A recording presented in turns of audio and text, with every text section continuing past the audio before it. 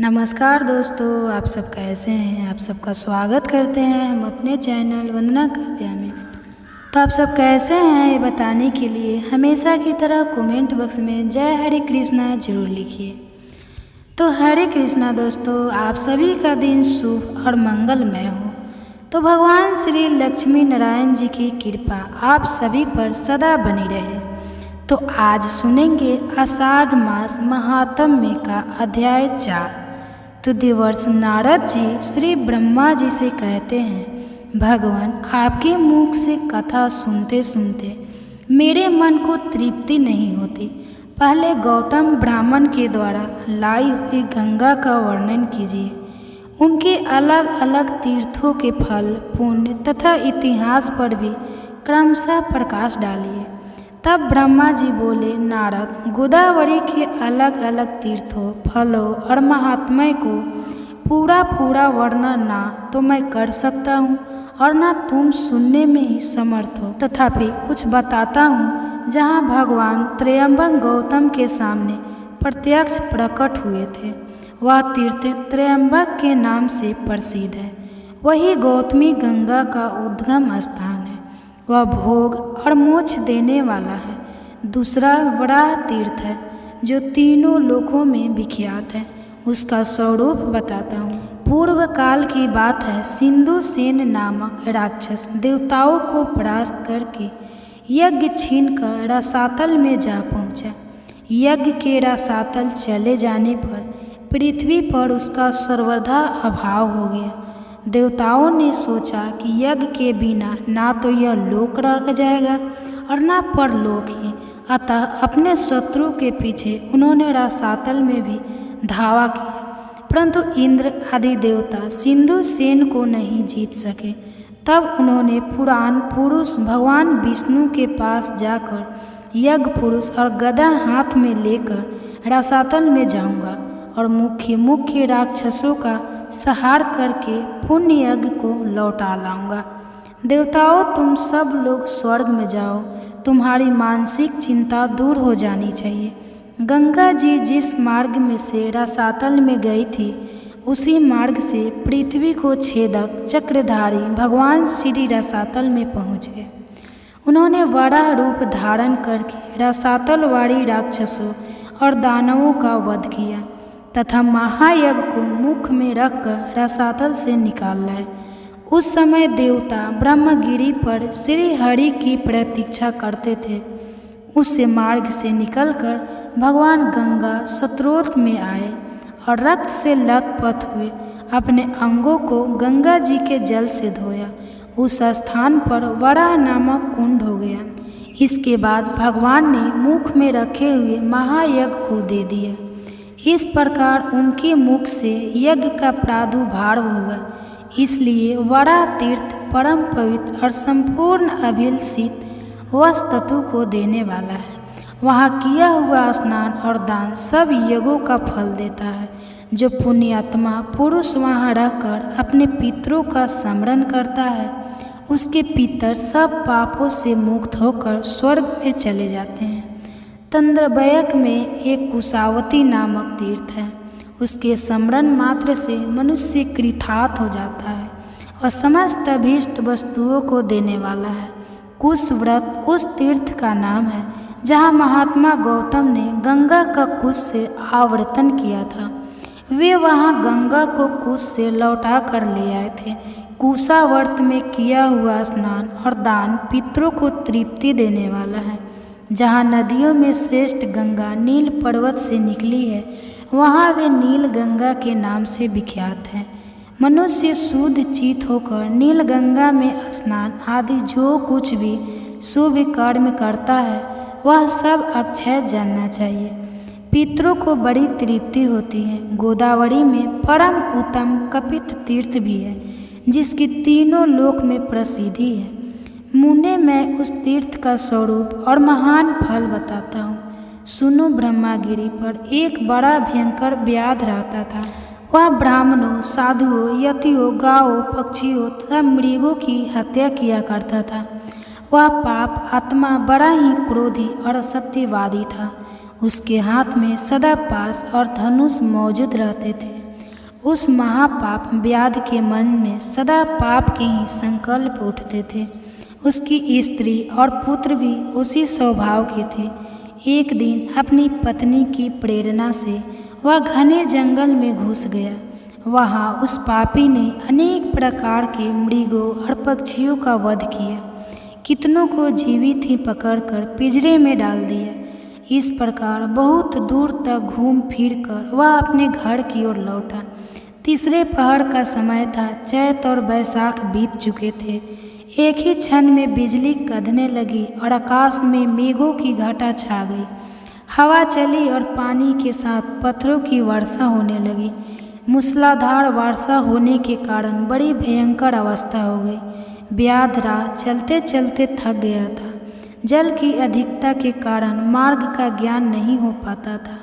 जल और गड्ढे की पहचान असंभव हो गई थी। उस समय वह पापी सोचने लगा, कहाँ जाऊँ, कहाँ ठहरूँ और क्या करूँ। मैं यमराज की तरह सब प्राणियों के प्राण लिया करता हूँ। आज मेरा भी प्राण कर देने वाला है। पत्थरों की वर्षा हो रही है। आसपास कोई ऐसी शिला अथवा वृक्ष नहीं दिखाई देता जहाँ मेरी रक्षा हो सके और जहाँ मैं ठहर सकूँ। इस प्रकार भांति भांति की चिंता में पड़े हुए व्याध ने थोड़ी ही दूर पर एक उत्तम वृक्ष देखा जो शाखा और पल्लवों से सुभूषित हो रहा था। वह उसी की छाया में आकर बैठ गया। उसके सब वस्त्र भीग गए थे। वह इस चिंता में पड़ा था कि मेरी स्त्री बच्चे जीवित होंगे या नहीं। इसी समय सूर्यास्त भी हो गया। उसी वृक्ष पर एक कबूतर अपनी स्त्री और पुत्रों के साथ रहता था। वह वहाँ सुख से निर्भर होकर पूर्ण तृप्त और प्रसन्न था। उस वृक्ष पर रहते हुए उसके कई वर्ष बीत चुके थे। उसकी स्त्री कबूतरी बड़ी पतिव्रता थी। वह अपने पति के साथ उस वृक्ष के खोखले में रहा करती थी। वहाँ हवा और पानी से पूरा बचाव था। उस दिन देववश कपोत और कपो दोनों ही चारा चुगने के लिए गए थे, किंतु केवल कपोत ही लौटकर उस वृक्ष पर आया। भाग्यवश कपो भी वही व्याध की पिंजरे में पड़ी थी। व्याध ने उसे पकड़ लिया था, परंतु अभी तक उसके प्राण नहीं गए थे। कपोत अपनी संतानों को मातृहीन देखकर बहुत चिंतित हुआ। भयानक वर्षा हो रही थी। सूर्य डूब चुका था। फिर भी वह वृक्ष का खोखला कपोत से खाली ही रह गया। यह विचार कर कपोत विलाप करने लगा। उसे इस बात का पता नहीं था कि कपोत यही पिंजरे में बंधी पड़ी है। कपोत ने अपनी प्रिया के गुणों का वर्णन आरंभ किया। हाय मेरे हर्ष को बढ़ाने वाली कल्याणमय कपो, न जाने क्यों अभी तक नहीं आई।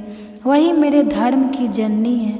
उसके सहयोग से ही मैं धर्म का संपादन कर पाता हूँ। मेरे इस शरीर की स्वाभिनी भी वही है। धर्म, अर्थ, काम और मोक्ष की सीधी में वही सर्वदा मेरी सहायता करती है। मुझे प्रसन्न देखकर वह हंसती है और खिन्न जानकर मेरे दुखों का निवारण करती है। उचित सलाह देने में वह मेरी सखी है और सदा मेरी आज्ञा के ही पालन में संलग्न रहती है। सूर्य अस्त हो गया तो भी वह कल्याणी अभी तक नहीं आई। वह पति के सिवा दूसरा कोई व्रत, मंत्र, देवता, धर्म अथवा अर्थ नहीं जानती। वह पतिव्रता है। पति में ही उसके प्राण बसते हैं। पति ही उसका मंत्र और पति ही उसका प्रियतम है।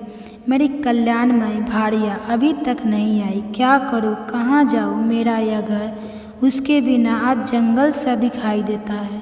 उसके रहने पर भयंकर स्थान भी शोभा संपन्न और सुंदर दिखाई देता है। जिसके रहने पर यह घर वास्तव में घर कहलाता है, वह मेरी प्रिय पत्नी अब तक नहीं आई। मैं उसके बिना जीवित नहीं रह सकूँगा। अपने प्रिय शरीर को भी त्याग दूंगा, किंतु यह बच्चे क्या करेंगे। ओह, आज मेरा धर्म लुप्त हो गया है। इस प्रकार विलाप करते हुए स्वामी के वचन सुनकर पिंजरे में पड़ी हुई कपो बोली, हे खगश्रेष्ठ, मैं यहाँ पिंजरे में बंधी हुई बेबस हो गया हूँ। महामती, यह व्याध मुझे जाल में फंसा कर ले आया है। आज मैं धन्य हूँ और अनुग्रहित हूँ, क्योंकि पतिदेव मेरे गुणों का बखान करते हैं। मुझ में जो गुण है और जो नहीं है, उन सब का मेरे पतिदेव गान कर रहे हैं। इससे मैं निसंदेह कृतार्थ हो गई।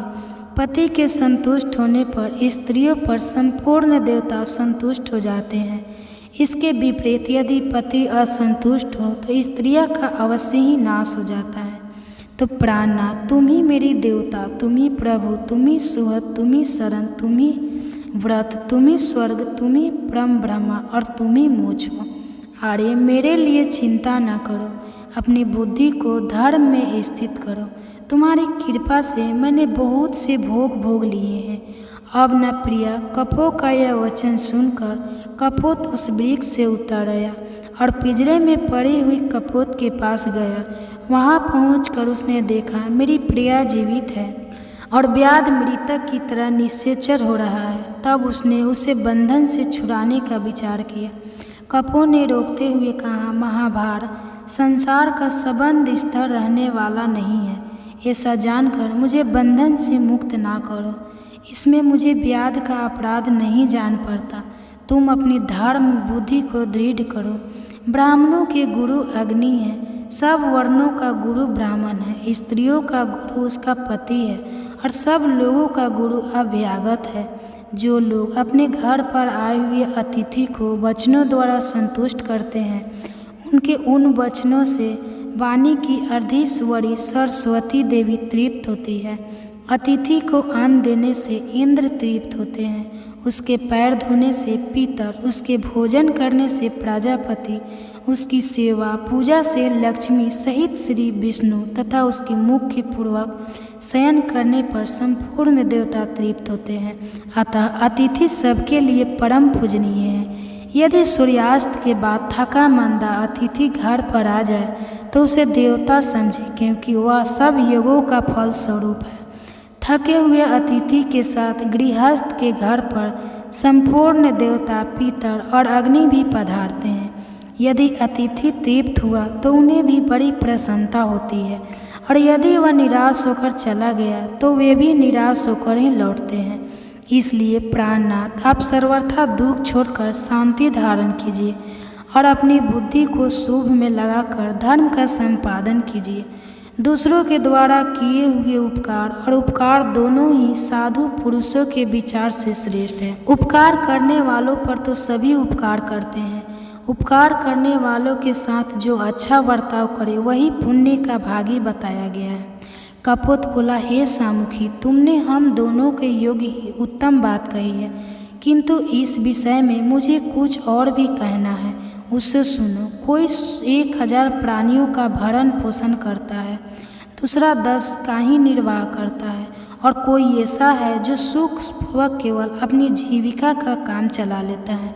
किंतु हम लोग ऐसे जीवों में से हैं जो अपना ही पेट बड़े कष्ट से भर पाते हैं।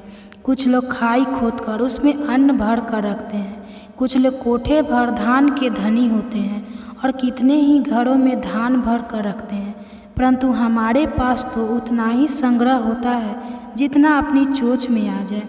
तो सुबह तुम ही बताओ, ऐसी दशा में इस थके मादे अतिथि का आदर सत्कार मैं किस प्रकार कर पाऊँगा। तो कपोत ने कहा, नाथ, अग्नि, जल, मीठी वाणी, ऋण और काष्ठ आदि जो भी संभव हो वह अतिथि को देना चाहिए। यह व्याध सर्दी से कष्ट पा रहा है। अपनी प्यारी स्त्री का कथन सुनकर पक्षीराज कपोत ने पेड़ पर चढ़कर सब ओर देखा तो कुछ दूरी पर उसे आग दिखाई दी। वहां जाकर वह चोट से एक जलती हुई लकड़ी उठा लाया और वह व्याध के आगे रखकर अग्नि को प्रज्वलित किया। फिर सूखे काट पत्ते और तिनके बार बार आग में डालने लगा। आग प्रज्वलित हो उठी। उसे देखकर सर्दी से दुखी व्याध ने अपने जरत बने हुए आंगों को तपाया। इससे उसको बड़ा आराम मिला। कपोत ने देखा व्याध सुधा की आग में जल रहा है। तब उसने अपने स्वामी से कहा, हे महाभाग्य से, इस दुखी व्याध को तृप्त करूँगा। शुरुआत ऐसा करने से तुम अतिथि सत्कार करने वाले पुण्य आत्माओं के लोक में जाओगे। तो कपोत बोला, सुबह, मेरे जीते जी यह तुम्हारा धर्म नहीं है, मुझे ही आज्ञा दो, मैं ही आज अतिथि यज्ञ करूँगा। ऐसा कहकर कपोत ने सबको शरण देने वाले भक्त वत्सल विश्वरूप चतुर्भुज महाविष्णु का स्मरण करते हुए अग्नि की 3 बार परिक्रमा की। फिर व्याध से यह कहते हुए अग्नि में प्रवेश किया कि मुझे सुखपूर्वक उपयोग में लाओ। कापोत ने अपने जीवन को अग्नि में होम दिया। यह देखकर व्याध कहने लगा, ओहो, मेरे इस मनुष्य शरीर का जीवन धिक्कार है, देने योग्य है, क्योंकि मेरे ही लिए पक्षीराज ने यह साहसपूर्ण कार्य किया है। ऐसा कहते हुए व्याध से कपोत ने कहा, महाभाग, अब मुझे छोड़ दो। देखो, मेरे यह पति देव मुझसे दूर चले जा रहे हैं। उसकी बात सुनकर व्याध सहम गया और तुरंत ही पिंजरे में पड़ी हुई कपोत को उसने छोड़ दिया। तब उसने भी पति और अग्नि की परिक्रमा करके कहा, स्वामी के साथ चिता में प्रवेश करना स्त्रियों के लिए बहुत बड़ा धर्म है। वेद में इस मार्ग का विधान है और लोक में भी सबने इसकी प्रशंसा की है। जैसे सांप पकड़ने वाला मनुष्य सांप को बिल से बलपूर्वक निकाल लेता है, उसी प्रकार पति का अनुगमन करने वाली नारी पति के साथ ही स्वर्ग लोक में जाती है। ऐसा कहकर कपो ने पृथ्वी देवता, गंगा तथा वनस्पतियों को नमस्कार किया और अपने बच्चों को सांत्वना देकर व्याध से कहा, महाभगवतम, लोक में जाती हूँ। यूँ कहकर वह पतिव्रता कपो आग में प्रवेश कर गई। इसी समय आकाश में जय जयकार की ध्वनि गूंज उठी। तत्काल ही सूर्य के समान तेजस्वी अत्यंत सुंदर विमान उतरा आया। दोनों दंपति देवता के समान ही दिव्य शरीर धारण करके उस पर आरूढ़ हुए और आश्चर्य में पड़े हुए व्याध से प्रसन्न होकर बोले, महामती, हम देवलोक में जाते हैं और तुम्हारी आज्ञा जाते हैं। तुम अतिथि के रूप में हम दोनों के लिए स्वर्ग की सीढ़ी बनकर आ गए। तुम्हें नमस्कार है। उन दोनों को श्रेष्ठ विमान पर बैठे देख व्याध ने अपना धनुष और पिंजरा फेंक दिया और हाथ जोड़कर कहा, महाभागी, मेरा त्याग ना करो, मैं अज्ञानी हूँ, मुझे भी कुछ दो। मैं तुम्हारे लिए आदरणीय अतिथि होकर आया था, इसलिए मेरे उद्धार का उपाय बताओ। तब उन दोनों ने कहा, व्याध, तुम्हारा कल्याण हो। तुम भागवती गोदावरी के तट पर और उन्हीं को अपना पाप भेंट कर दो। वहाँ 15 दिनों तक डुबकी लगाने से तुम सब पापों से मुक्त हो जाओगे। पाप मुक्त होने पर जब पुण्य गौतमी गंगा में स्नान करोगे, अब अश्वमेध यज्ञ का फल पाकर अत्यंत पुण्यवान हो जाओगे। नदियों में श्रेष्ठ गोदावरी ब्रह्मा, विष्णु तथा महादेव जी के अंश से प्रकट हुई है। उनके भीतर पुनः गोते लगाकर जब तुम अपने मालिन शरीर को त्याग दोगे, तब निश्चय ही श्रेष्ठ विमान पर आरूढ़ होकर स्वर्ग लोक में पहुंच जाओगे। उन दोनों की बात सुनकर व्याध ने वैसा ही किया।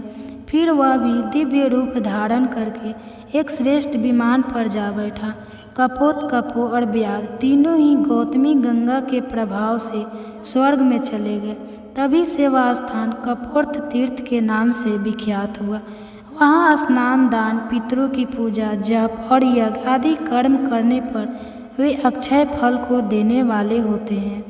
तो देव ने नारद जी को कपोवृत की महिमा सुनाकर श्री ब्रह्मा जी मौन हो गए। अब आप सुनिए विष्णु चालीसा का पाठ। तो विष्णु चालीसा सुनिए। विनय सेवक की चित लाए, करित कुछ वर्णन करो दीजिए, ज्ञान बताए, नमो विष्णु भगवान खरारी, कष्ट नशावन अखिल बिहारी। तो दोस्तों, माता लक्ष्मी की जय। आज की कथा अगर आप सभी को पसंद आई हो तो वीडियो को लाइक कीजिएगा, शेयर कीजिएगा, कमेंट में भगवान श्री लक्ष्मी नारायण जी की जय लिखिए और चैनल को भी सब्सक्राइब कीजिएगा। इसी के साथ आज आप हमारे चैनल पर संकष्टी चतुर्थी की व्रत कथा, चौथ माता की कथा भी जरूर सुनिए। और जिनको भी अगर मंगलवार की व्रत कथा सुननी है तो आप हमारे दूसरे चैनल को गणेश वंदना को सब्सक्राइब करके वहाँ पर मंगलवार की व्रत कथा या शॉर्ट वीडियो भी देख सकते हैं।